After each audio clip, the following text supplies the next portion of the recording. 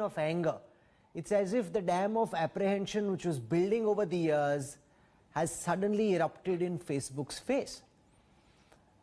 This is a nightmare for any company, and no matter how big and powerful you may be, you don't want your readers, your viewers, your consumers migrating in the way consumers have migrated out of WhatsApp.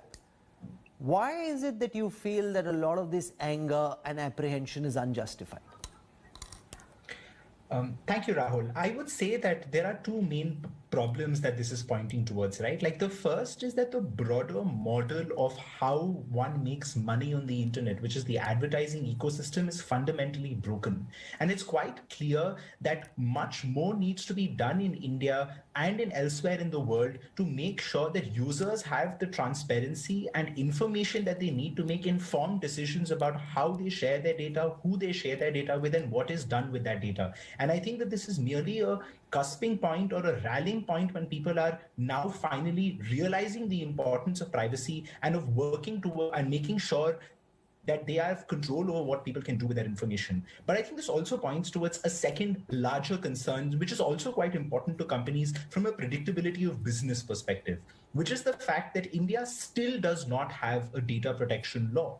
Until India has a data protection law, it will not be able to provide its citizens and residents with the level of protection that laws like the GDPR in Europe are able to provide, which is one of the primary reasons this policy hasn't been implemented in the European Union yet. No, but these are global companies. They're supposed to have global standards, Kazim Rizvi. The debate over the data privacy law in India is an ongoing, continuing debate.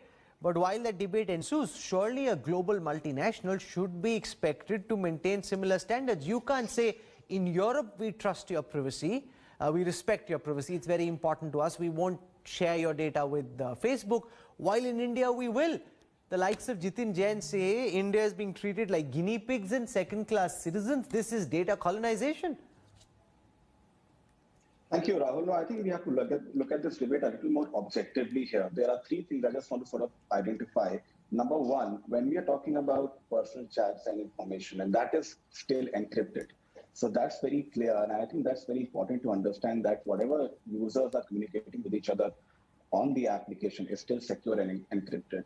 Number two, yes, they are sharing metadata with Facebook in India. They will be going to do that. And in Europe, there are different laws, and which is why I think there is a requirement for a data protection law to come in. And once that happens, I'm confident, I'm pretty sure that they would look at revising the fact that will they have to share data with Facebook or not. Number three, I think when you talk about metadata also, we need to look at why metadata is important for law enforcement agencies to do their job. And a lot of the application when we look at, they do collect metadata because that is required for police agencies to trace crimes, to be able to understand patterns. So it's not to say that metadata collection is just being done for profiling. It's also important for functionality of the app. And we are looking at Signal, which does not collect any metadata, and it has around 25 million downloads. But in the future, if you have a lot of users going on Signal, then there would be pressure from law enforcement agencies to give out some metadata for crime purposes as well, solving crime. Okay, Jitin Jain actually works on cyber